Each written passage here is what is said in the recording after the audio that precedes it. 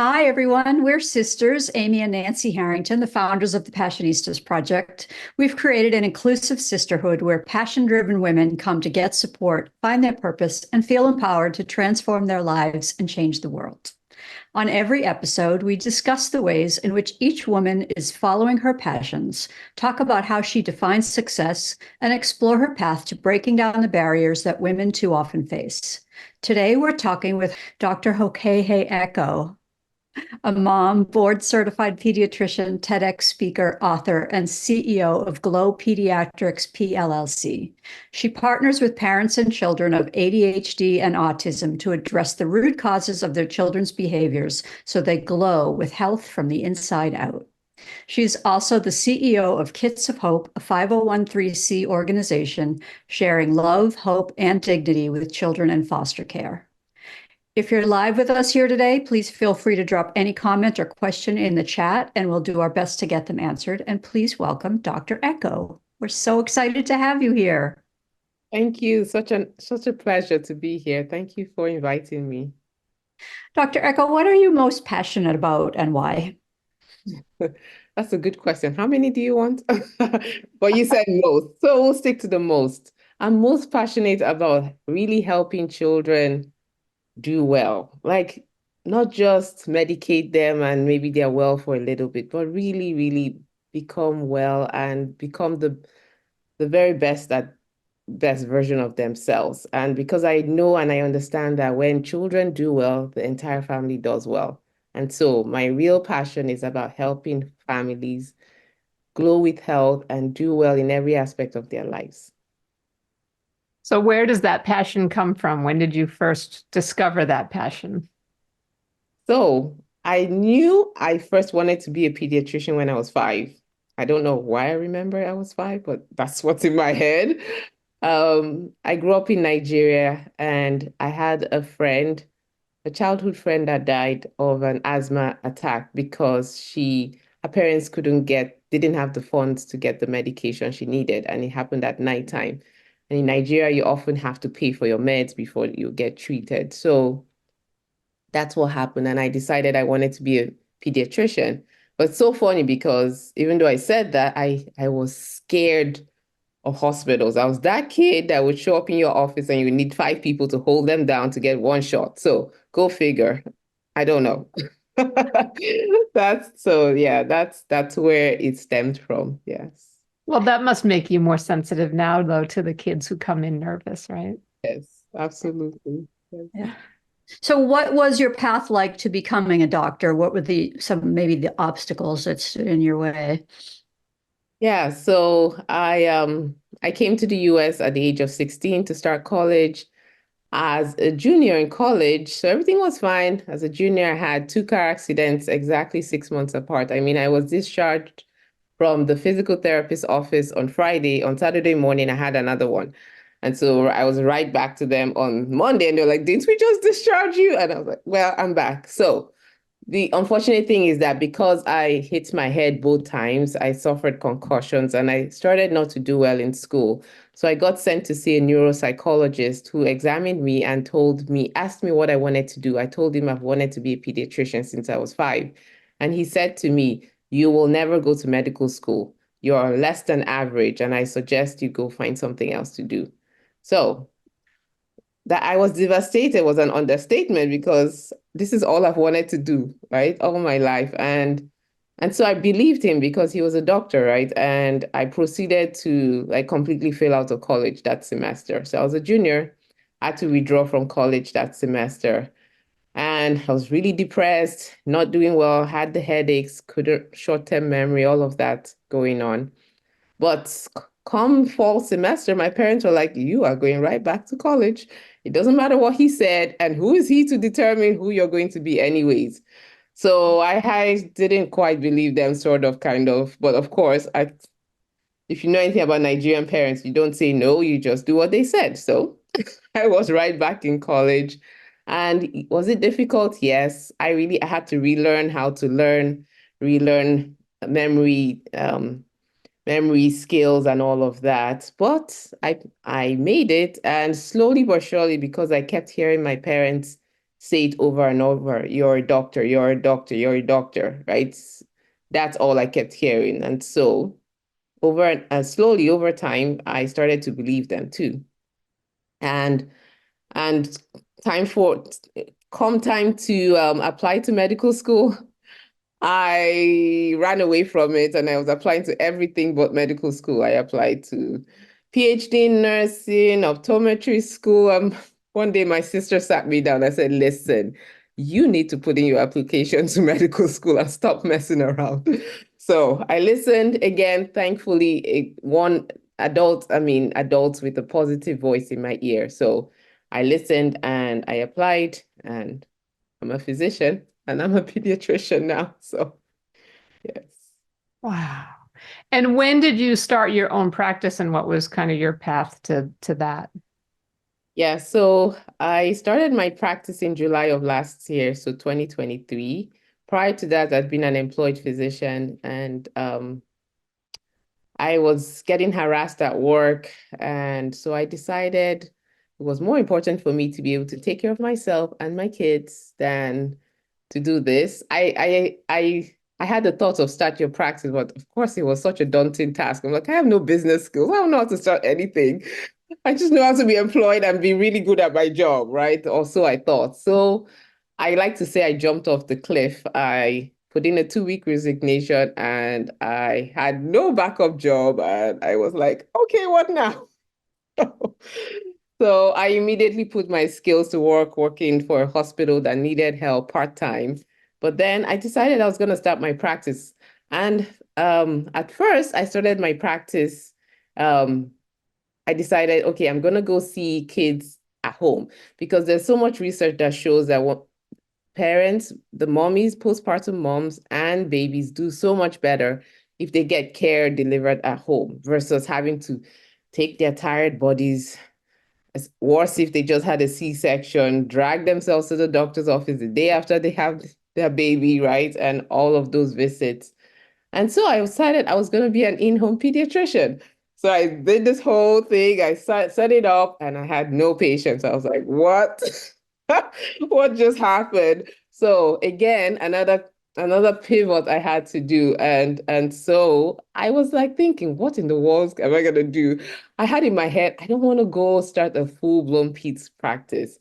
I just felt like I've done it for 10 years. I didn't want to do exactly that. So I remember that I had done a TEDx on ADHD and I had all this training on ADHD.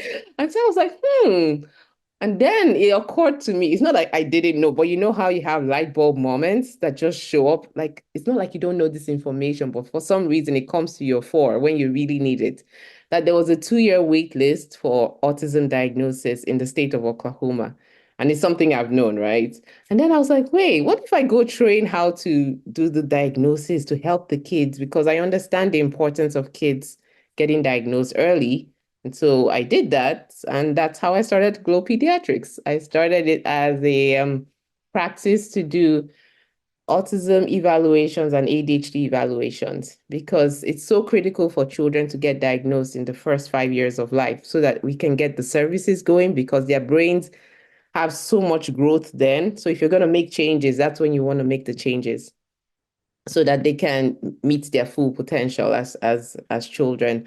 And so that's what I started off doing. And then I was like, oh, but I also have this integrative training I've done. So I can actually help them actually feel really good instead of just saying, okay, here's your diagnosis, now bye. So it's like as time went on, I just kept working out the different parts of my practice. And I think the key there is like just being willing to take the first step and everything else will evolve, right? And even though it's scary, just take the first step. So Absolutely, absolutely, so important. So I want to go back.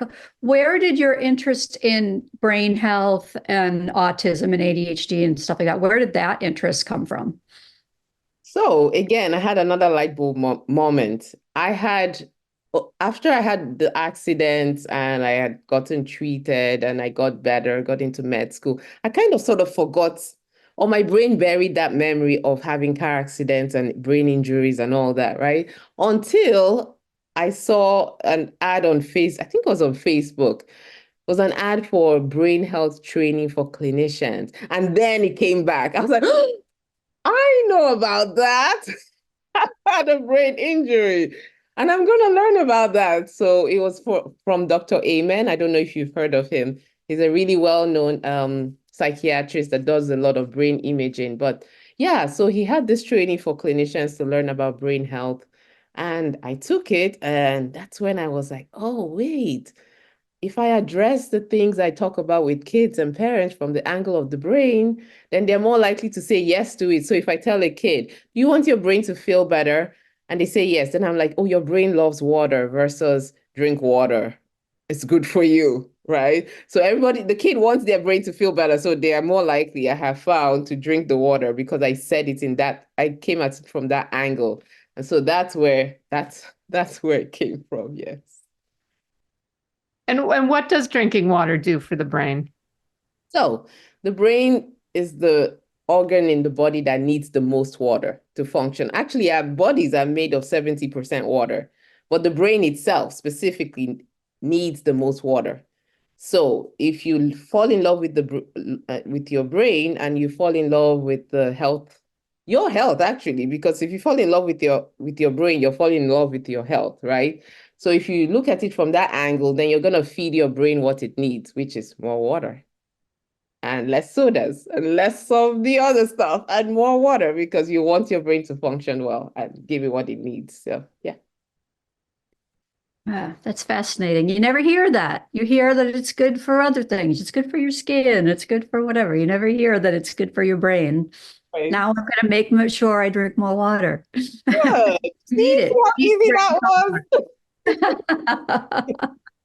Are there other obvious things like that that are really easy that are good for your brain? Yes, so oxygen. So your brain is the organ that needs the most oxygen in the body. And so that's why it's so important for you to move and to exercise and to be active, because the more you do that, the more oxygen is generated and the more your brain has what it needs to be its best self. Oh no, but be the best version of itself is what I mean to say. So yeah, so if you exercise more, then your brain gets more oxygen and then you feel much better.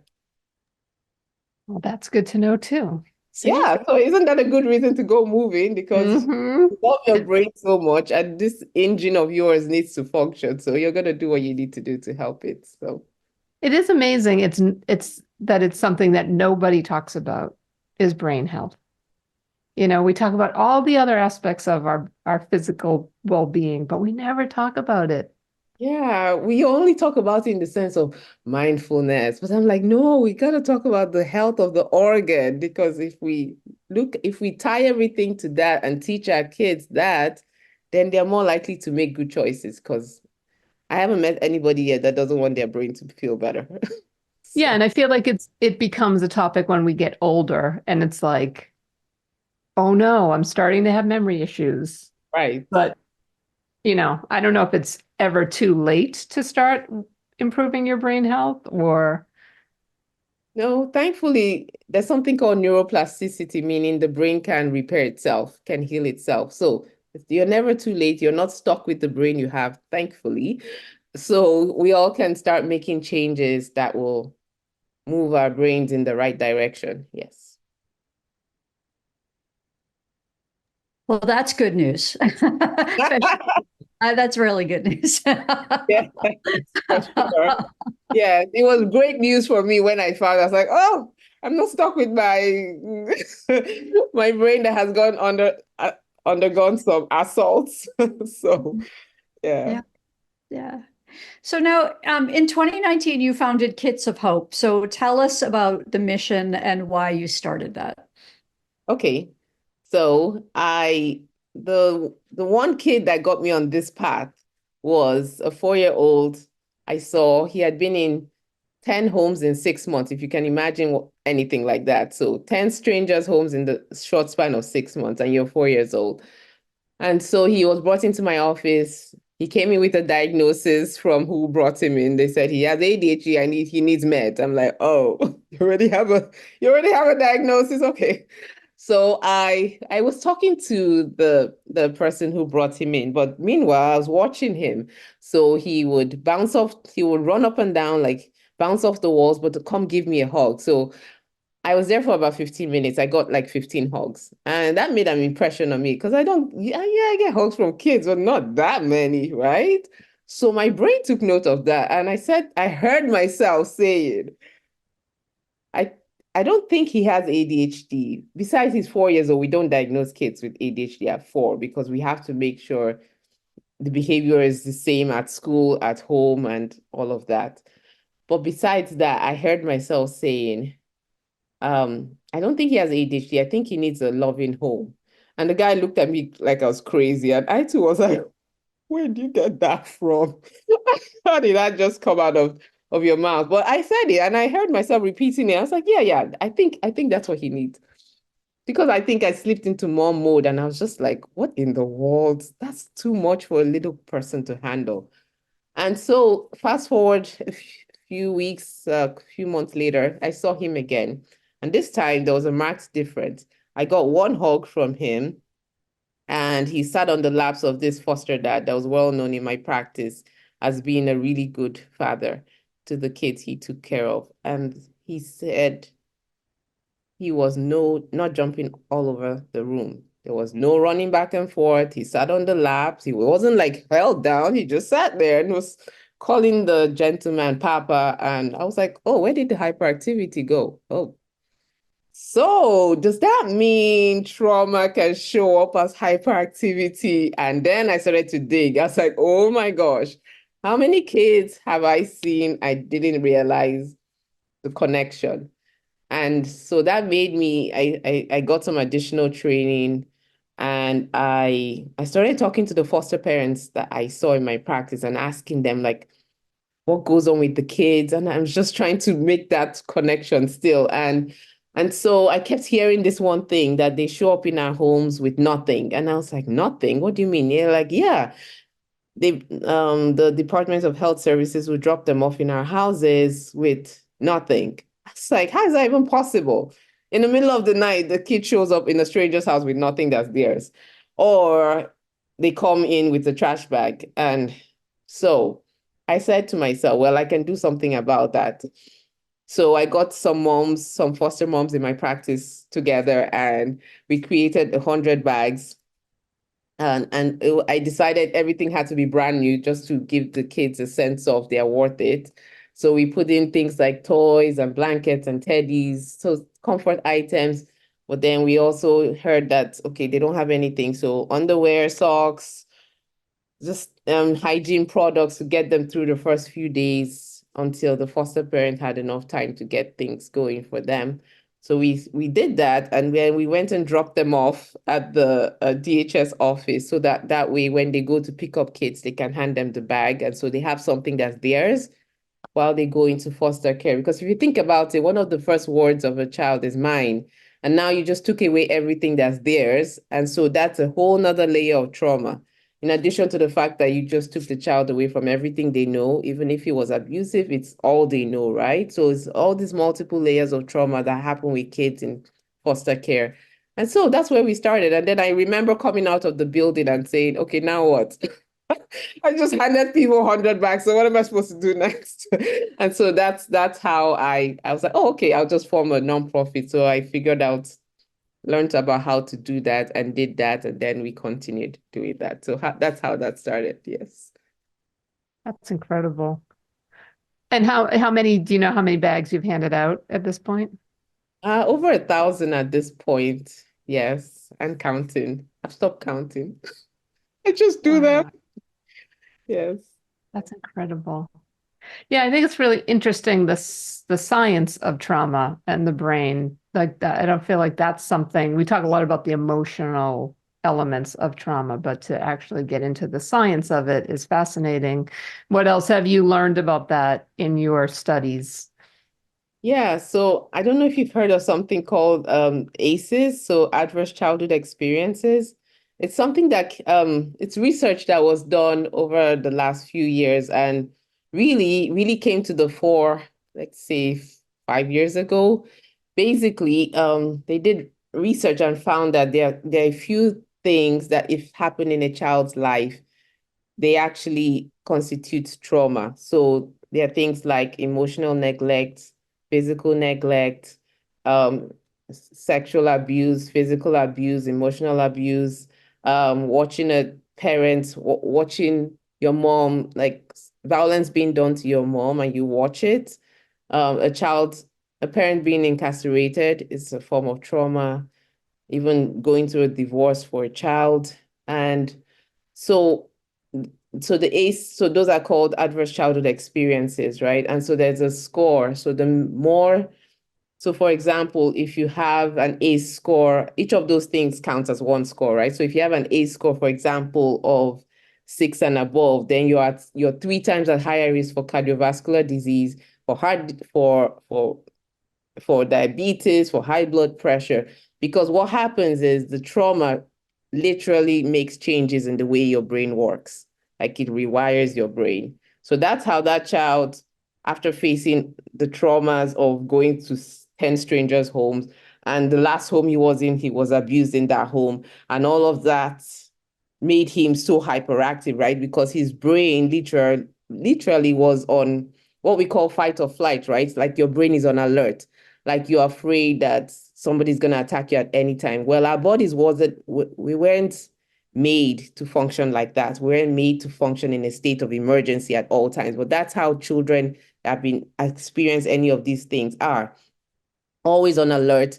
They're like very, very jittery and all of that. And so what happens over time is when your body is on such high alert, you have things like cortisol that are at high levels. And so it starts to actually do the opposite of what it's meant to do because it's at such high levels and it wasn't made to function like that. Then it starts to break down like your muscles and cause the opposite wrong effects in your body. So something that was made for good now becomes bad because there's too much of it.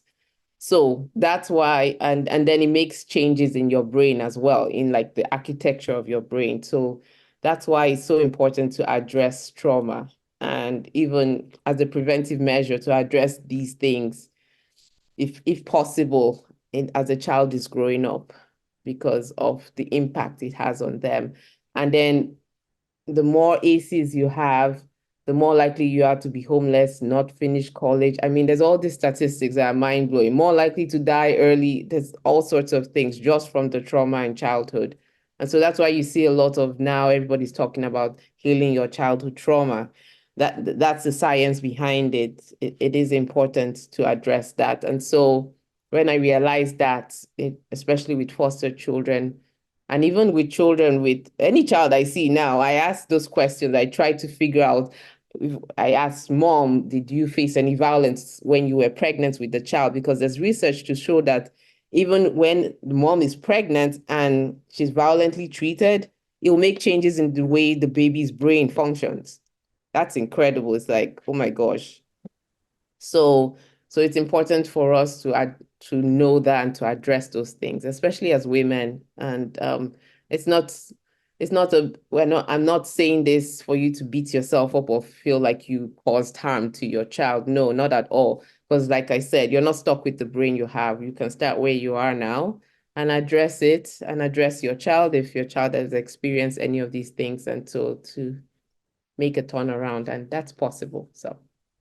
So what are some of the ways that you address trauma? What do you have, it seems like such a big thing to overcome.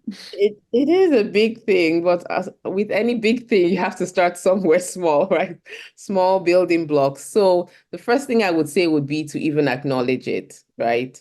That it happened, because that's half the battle. Because a lot of times, like even like me, how I forgot, it's like my brain didn't want to remember it. And for years, I didn't remember. If you ask me, have I been in an accident? I would have been like, have I? It's like I forgot about it, but it's like, okay, being aware of it. And then something that's really important, I always tell everyone, therapy. Therapy does help. There's counselors that are being trained with the trauma focus.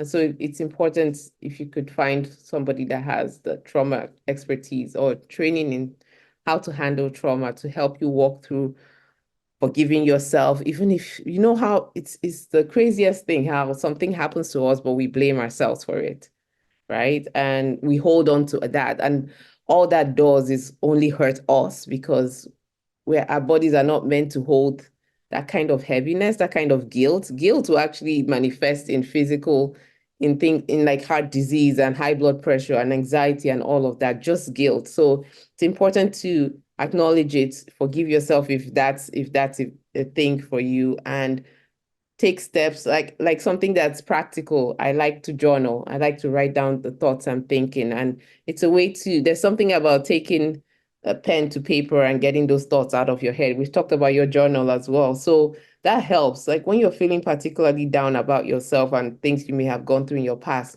write them down, but also write down what's true about you right now. The truth is, you are not your past, right? You are not what happened to you.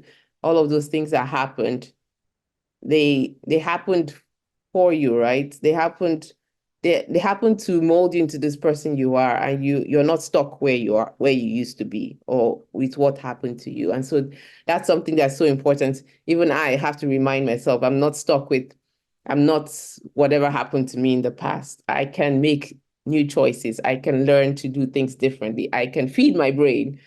Yeah. So in addition to walking through it emotionally, it's important to also make the organ, your brain, healthier, right? By doing some of the things we talked about, the drinking of the water, eating the right foods, because whatever you put in your mouth goes in your tummy and for sure ends up here.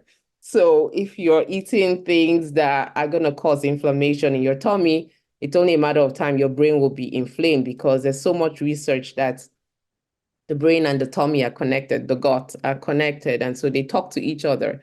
So you want to make sure you're eating healthier, I mean, that's a whole nother topic. But I want to talk about that. Like give us examples of things we should be eating and things we should not be eating. Because again, I think we think about weight loss and heart, disease and things like that, but we don't think about it in terms of how it impacts the brain. So what are good foods to eat? What are things to avoid? Okay, so something I've taught my kids, that blueberries is God's candy. And why did I teach her that? So I didn't have to buy candy anymore. I could here's the swap. And why are blueberries good for you, or berries or fruits? Because they have antioxidants. And what are antioxidants? They are things that help manage all of the toxic elements that may be in our brains, right? It goes to work and it kills them off. So berries, fruits, those are important. Really, the concept is let's eat more real whole food, right? That's why you hear people saying shop on the outside of the grocery store, because that's where the vegetables and the fruits are, versus in the middle, that's where all the processed food is. And yes, we do need to eat some processed food, but the key is the balance on the plate, right? So we're going to have more servings of a vegetable or fruit than the what do you call it, the processed food, right? So for example, we're eating spaghetti. Don't fill the whole plate with spaghetti. Eat some spaghetti, a little, and then a salad, right? And please don't add another slice of bread, because that's already, the bread is, the garlic bread that you like is already a carb, and spaghetti is a carb. So we're trying to tilt it more towards the fruits and the vegetables, everything in moderation. I mean, I'm not going to sit here and say diet and do this, because I found that sometimes those things are hard to keep up with, right? So you lose the weight and then you gain it right back. It's more about a lifestyle. How can we make healthy eating a lifestyle? And I tell people, don't get overwhelmed. Just start with one thing. So what can we change today? We can swap out, instead of snacking on chips, we can snack on an apple. We can try that, and then keep buying the apples. Don't buy the chips anymore, because again, for moms and who have kids, I've heard moms say, don't eat the chips, but then they see the chips, so they're going to eat the chips. So don't buy the chips, so they don't have to eat the chips, right? So it's just one thing at a time. Okay, let's do a water challenge at home. Let's all drink one more glass today than we have. And if everybody does it as a family, then it's more likely to stick. So eat in moderation, the processed foods, increase the whole foods you're eating over time. That's really how you can stay healthy. And your brain loves the freshest foods as fresh as possible. But if you have to do frozen, that's fine as well. But the key is as minimally processed as possible so that your brain can get all the nutrients it needs. So things like avocado is really good fat, and the brain loves that. So eat an avocado a day. What else? The protein, right? Your brain needs protein to function really well in the morning. So it's better, instead of loading yourself up on the pancakes and the waffles and all that, give it some protein instead. So what are examples of protein? So things like eggs, or even making a smoothie with berries, and you've got to hide some kale in there because the darker the vegetable, the more vitamins it has, right? So if you make a berry with a smoothie with lots of berries, then you add in like some kale, you add in an avocado, you add in some flaxseed for fiber, then that's actually a whole meal, right? And that's how I get my kids when they decide they want to be picky. I'm like, oh, here's a smoothie, and I make sure they're not there when I'm adding in the extra things that they may not like. And then I'm like, you want thirds? Oh, this is great. So yeah.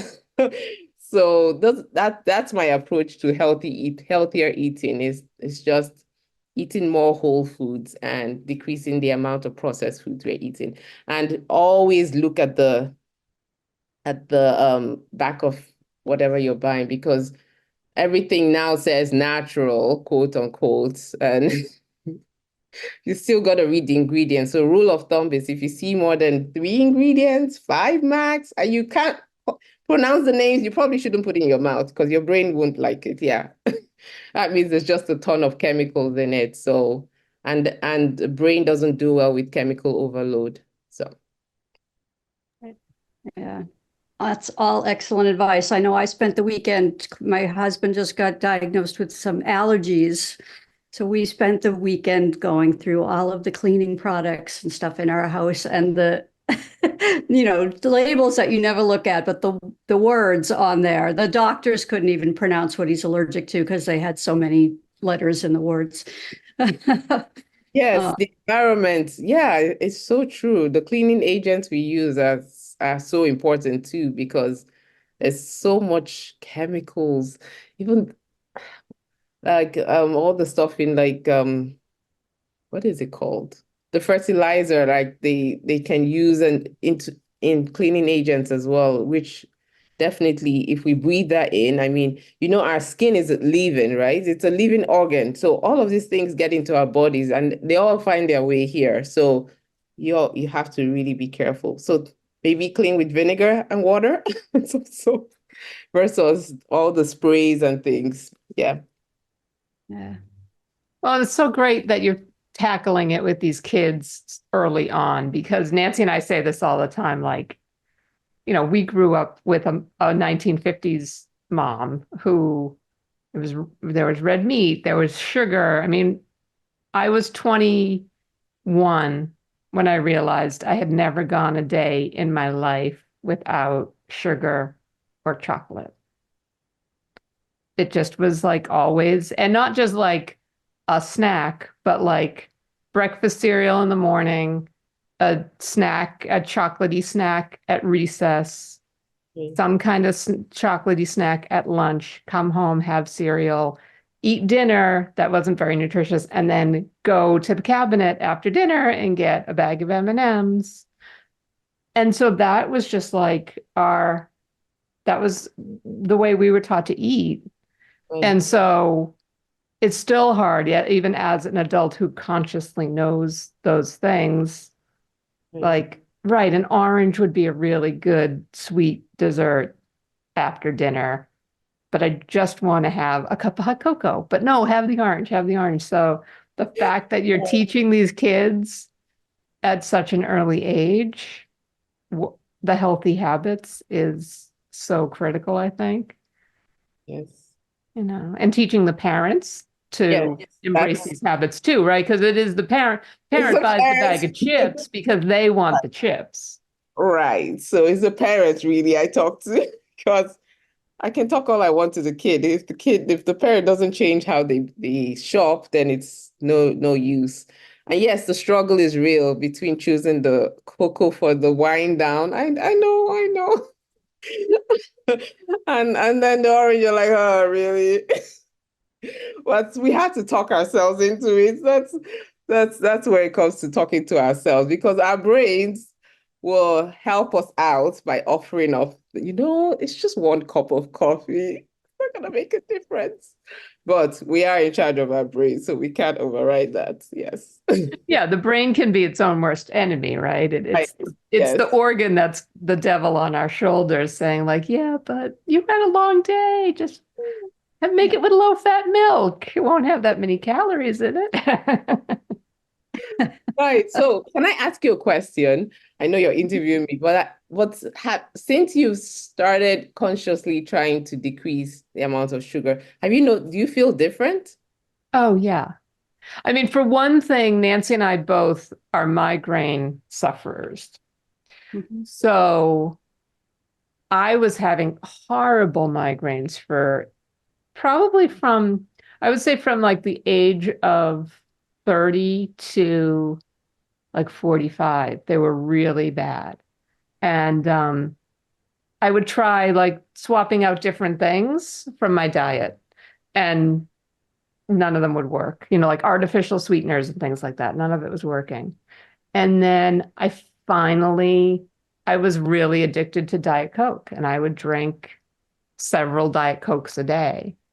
And I finally stopped drinking Diet Coke, and it was like, oh, all of those chemicals were so bad for me. I haven't had a Diet Coke in, God, it's probably been eight years. I only drink water and tea, and mostly tea. I need to drink more water. I've been trying to like do more water. So the migraines, to the extreme that they were at, really stopped. Wow. I find now that I get migraines still. And I've realized one interesting thing I've realized really recently is I get migraines lately, mild ones, on Fridays. And I'm realizing it's this, even if I'm not feeling stressed out during the week, it has to be tied to the stress of the week, because by the end of the week, everything is stored up inside of me.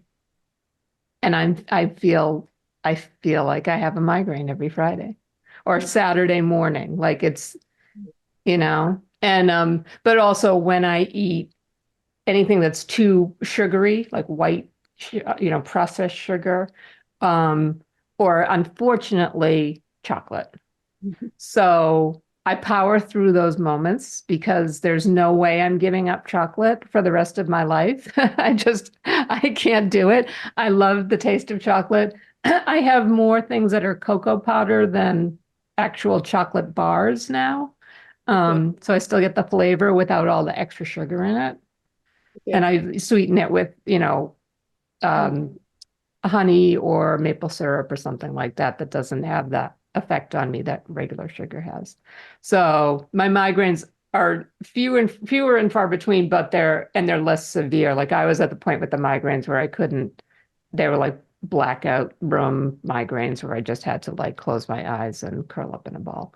So yes, I definitely, and when I don't eat a lot of pasta and stuff, which is my other big addiction, I just feel like I have more energy and I feel better when I'm eating salads and veggies. And I always try and at least incorporate veggies into my pasta or have salad with it. But yeah,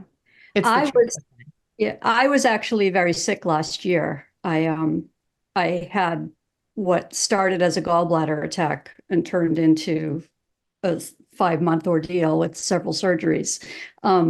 But during that time, I was forced to give up all of my bad eating habits and eat very no fat, whole foods, very bland diet. And I hated every second of it. But it made me much healthier, and it certainly made me healthy enough to get through the trauma of what I went through. But also now on the other side of it, now that I'm healthy and I see myself, these little bad habits sneaking back in, I'm finding all of that stuff makes me feel really bad. And so I'm fighting that urge, that addiction to like grab the chips or the white bread or the pasta and stay with those healthy things, because otherwise I just feel crappy. So like Amy said, I can't give up chocolate, but I'm trying to just do a tiny little bit here and there and a little treat. And but I feel the same way. If I have refined sugar now, I have instant migraine. Yep. Like, my body is happy with me eating healthier. So I am trying to maintain that, Brain is happy. Yeah. So And I think also, that the bland thing for you during the gallbladder situation was like you couldn't even put sauce on it, like, or some kind of seasoning on it. Like I find I now try and use the vegetables as the vehicle for what I would have put on the pasta. So it's like, oh, I can still have tomato sauce, but I'm just going to put it on zucchini instead of on pasta. For me, part of it, the thing is just time. Like in my mind, it's really super easy and fast to just make a thing pasta. It takes less time to make a salad. But for me, I'm like, oh, I have to chop, I have to do this. And it's like, no, you don't, just throw everything in a bowl, slice a couple things up, and you're done. But that's, I think, another mental thing. Like you get in your habit of what you think is quick and easy to do, and you have to think of it a different way. yes, yes. That point is so important because I think that makes the difference between going to drive by McDonald's versus I just spend 30 minutes at home and chop the thing up for the week and put it in the fridge. So yes, you're absolutely right. We just have to rethink what we're doing and what we see as. But I'm so thankful that both of you have found relief from your migraine. That's so wonderful. Yeah. It was getting really, really bad And I mean, you also, Nancy, if you don't mind me saying, you have a brain tumor. You have a Right. benign brain tumor. Yeah. So you went through that whole brain Yeah. issue. I've suffered from migraines since I was in college. And for about 15 years, I didn't know that it was because I had a pituitary tumor. whoa. And that finally got diagnosed, and I had surgery to have it removed. And that helped with the migraines a lot, but it didn't completely eliminate them for these reasons that we were just talking about, all the other things that were affecting my brain as well. So, yeah, I suffered from migraines for probably, for my whole adult life until I was in my 50s and realized some of these things that I needed to do to stop them. Wow. Well, you see, it's not too late and you've made the changes and you are on the other side of it. So wonderful. Yeah. Yeah, and I do think it made one of the good things, I think, for me, and you probably feel this way too, Nan, is it made me really pay attention to how my brain was reacting to what I was putting in my body. And it made me, like I said, I do love chocolate, and I do find weird things, like if I eat the chocolate earlier in the day, then I don't get a migraine. If I eat it right before I go to bed, I get a migraine. So I'm sure there's some science to that. But or maybe I just convinced myself. But there are certain things where it's like, I do not need to eat a sugar cookie that's been decorated to look like a purse that's going to make me feel sick for 3 days. Like, I don't even really like the taste of that. I don't need the calories, and it's going to give me a migraine. Like, I'm not going to eat that. But it's cute. It is cute, and it's really cute when it's still intact and it still looks like a purse. Kind of ruins the illusion once you bite into it. Yeah, so you're absolutely right. Yeah, absolutely right. But if you think about it, you're an adult and this is what you're experiencing with sugar. Can you imagine the little brains that are still developing and are eating 10 purses? Not just one. Yeah, I have to say, I hope you don't mind me sharing this, No, Amy. go ahead. I was just going to. Our sugar addiction as children was tough on me, but it ravaged Amy. I'm 5 years older than her, and I was taken out of class at least once a week on a weekly basis because Amy was down in the nurse's office crying and no one could figure out what was wrong with her. And we had a wonderful, fabulous childhood. We were lucky. We are so lucky. There really wasn't a lot of trauma. There was no reason for her to be unhappy. And it wasn't until we were adults that we realized it was the chemical imbalance in her bodies from the sugar crashes. We were constantly on highs and lows from sugar crashes. And that was the explanation. That was the reason why she was in the nurse's office crying a couple times a week. Yeah. But at the time in 1970, whatever, no one knew made that correlation. Yeah. But as an adult, it was like, oh, I was totally ravaged by sugar. Mhm. Because I would. I mean, that diet I described was literally what we would eat every single day. And my lunch, all I would eat, I insisted on the one thing I would eat for lunch every day was a mustard sandwich. So I would have a roll with mustard on it. That's it?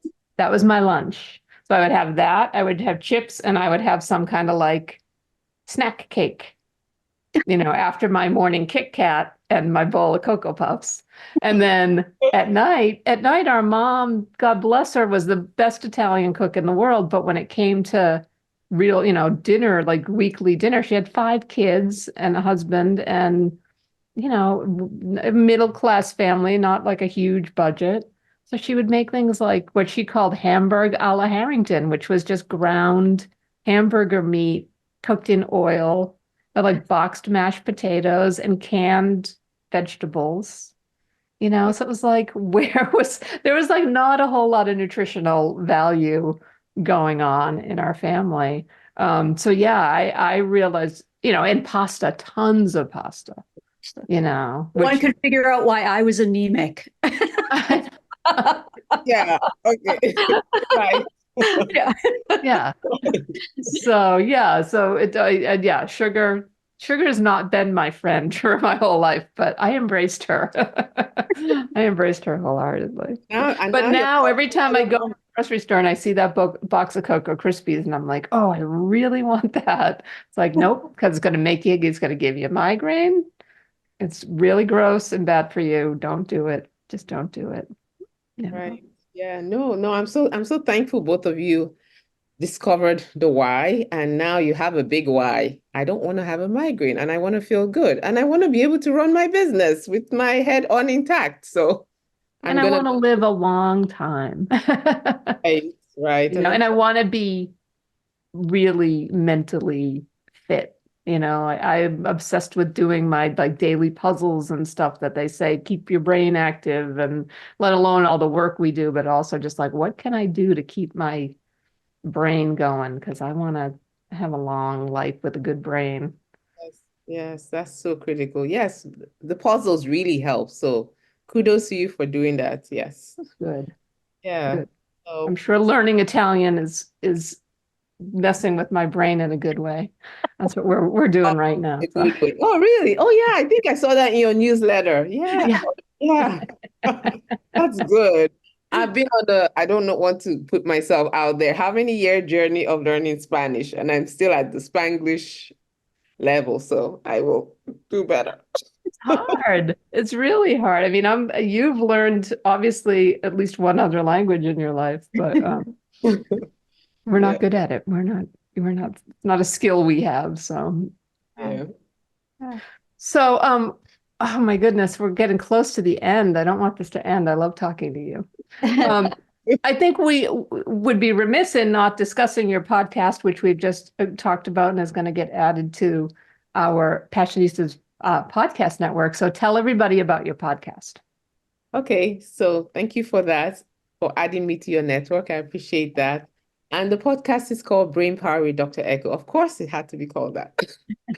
But the reason I called it that is because I wanted a place where we could really discuss practical ways to help parents and children boost brain health, gut health, emotional health, and environmental health. Because those 4 areas really make up all of us, right? We can find ourselves in all of those 4 areas. So it's essentially, how can we practically boost our lives and by way of improving the health of our brain. So that's what the podcast is about. It's everywhere you can listen to podcasts on Apple, Spotify, all of those. So yeah.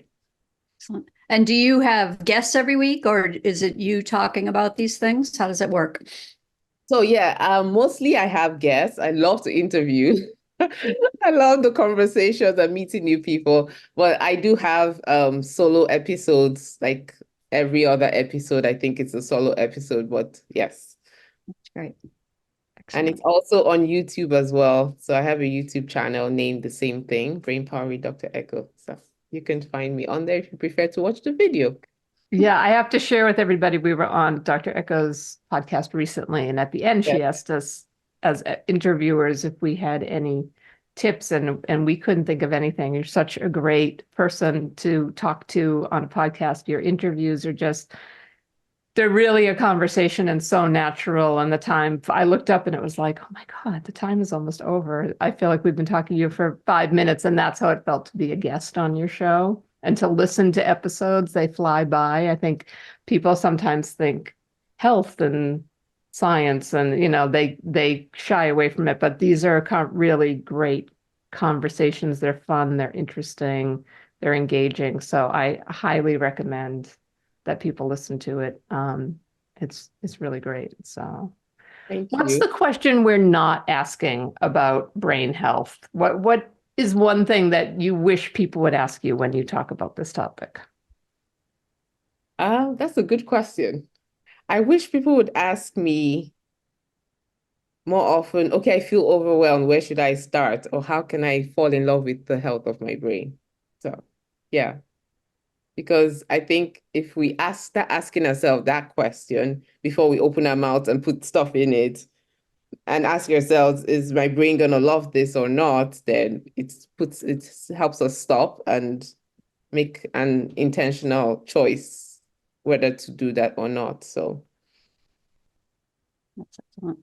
So who were some of the important female figures in your life when you were growing up? And what did you learn from them? And what would they think of where you're at in your journey now? another great question. So let's see. My mother, for sure, who told me I better get off and go to medical school because I'm a doctor, and who didn't let me sit and be depressed and just sit and do nothing, and didn't give up on me and my dream. And so I am forever thankful to her. And also my big sister, Hokehe Eko, for not giving up on me and always giving me the tough talks when I was like, nah, I think I'm just gonna do something else. Not that the other things are bad, but yes, for always pushing me. And let's see, who else? Dr. Una, who's my mentor right now. And I'm in her program called Entre MD, which stands for Entrepreneurial MDs, like entrepreneurial doctors. So, of course, I started a practice and I had no idea how to start one. So I went and found somebody who's done excellently well at it, and she's teaching me, and I'm so thankful that to have her in my life. So, word to the ladies out there listening, find people who have gone ahead of you to support you. You always need support. We're not built to do things ourselves. Even if it's you find a mentor from a book, that's great, but find somebody that you can look up to and you can gain wisdom from. And as to what they would think of me now, my mom is extremely proud of me for pushing through and becoming a pediatrician. And she's always like cheering me on. And when I wrote my book, she hauled me off to go meet people and like, my daughter just wrote a book. You have to buy her book. And I was like, so I am thankful for the women who have supported me in my life. Yeah. Tell everybody about your book. Oh, yes. Thank you. So my book, here it is. It's called Children's Love Letters, A Pediatrician's Guide to How Your Child Spells Love. So I wrote it because I have 3 kids and none of them are the same, obviously. And as none of our kids are ever the same, right? And they didn't come with a manual. And yes, I'm a pediatrician, but no, they don't teach us how to parent in medical school. So yes, I too am on a journey to learning how to parents them. And so I've often heard, what's the key to making for how do children spell love? How do children consider love? And I've often heard it's time. So I was like, just thinking, isn't there more to it than just time? There has to be more. So I kept playing with this idea in my head, and I used the alphabets. And so for each letter of the alphabet, I have one way a child spells love. And I also have space in there for parents to write their thoughts. So the hope is that you will read it and it will make an impression on you, and you'll write down something you're going to do to create that bond or make that bond stronger with your child as you go through the book. So that's really great. I love that. We'll promote that in our Passionistas community as well. What's one thing that you wish all women knew? I wish women knew, including myself, how powerful we really are, right? Because of things that happened in the past, and whatever your situation may be, you may look down on yourself, or people have told you you're not good enough. That's a big one, because I too, for years, I felt like I wasn't good enough. Somebody, when I was growing up, told me I was ugly. So for the longest time, I didn't smile. I was like, "Mm." And then I wouldn't look people in the eye or talk to them, because I was like, I'm too ugly. I'm just going to turn my back and not talk to you. So it's just knowing how powerful you are, and that you don't have to let anybody else, don't let anybody else define who you are. Mhm. Own who you are. The good, the bad, the ugly, all of it. God doesn't make mistakes. We are made the way we are for a reason, and we are not stuck where we are, and we can definitely improve by making choices every day to get better. So when we know better, we do better. And so that's what I always tell parents. We all are on a journey, and we should be of getting better, not staying the same, of growth. Yes. So funny, because I've thought like 10 times during this interview how infectious your smile is. Every time I look and I see that smile, it just makes me smile. Thank you. I'm glad that you abandoned that practice of not smiling, because it's a great feature. So one last question, which is, what is your dream for women? My dream for women is that we will discover our purpose and who we really are, and just one step at a time, make our way there, and take ownership of it, no matter how big it is, because we all have big dreams inside of us. I wanted to be a pediatrician, right? And after the accidents, it looks like it would never happen, but it is possible. You just have to keep taking one step after the other. And I always tell women, wherever you are, just start where you are. One step forward, one step after another. Reach out a hand, ask for help. I ask for help because I know I don't know everything, will never know everything, and I'm not ashamed to ask for help. So that's what I always tell the people I come in contact with. Don't be ashamed to ask for help. There's no such thing as a stupid question. Always better to ask and receive help. But make sure it's positive help, good help. Right? Absolutely. Right. You don't have to take every single piece of advice you're given, but No, you don't. And you don't have to agree with every thought that comes in your head either. oh, that's for sure. Yeah. That's for sure. So how can people find you? So you can find me on all social. Let's see. I'm on Instagram as Dr. Hokehe Eko. Same thing as Facebook. My website is called glowpediatrics.com, which houses my practice and information about speaking and all of those good things. My podcast is on Apple, Spotify, anywhere you hear podcasts. Also on YouTube. Let me see. I'm also on LinkedIn. That's Dr. Hokehe Eko. So yes. Excellent. Well, we cannot thank you enough for joining us today. This has been fabulous and really enlightening and really helpful. And I hope that it has helped everyone who's listening too. So, and we will be back in touch with you soon and welcoming you into our community. And we can't wait for everyone to meet you. So thank you for joining us today. Thank you. Such a pleasure. Thanks for listening to the Passionistas Project.